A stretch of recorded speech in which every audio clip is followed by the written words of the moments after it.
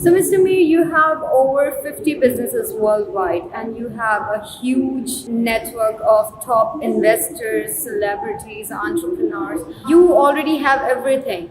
Like, then why this business network? This is an interesting question. Why this network? Because all the fortune I have made, all the money, all the businesses and everything, that I have achieved through the networking. Networking means like I have big social media following and most of them fans, they are investors or entrepreneurs or businesses, top institutions to top government organizations as well as celebrities from the region, international entrepreneurs, investors. So I've learned when I provide people a platform where they can come together, and then discuss businesses, discuss their visions, discuss their passion. A lot of beautiful things happen in the form of beautiful projects and businesses where everyone makes money as well as they make some really nice friends. So that's exactly what I've done.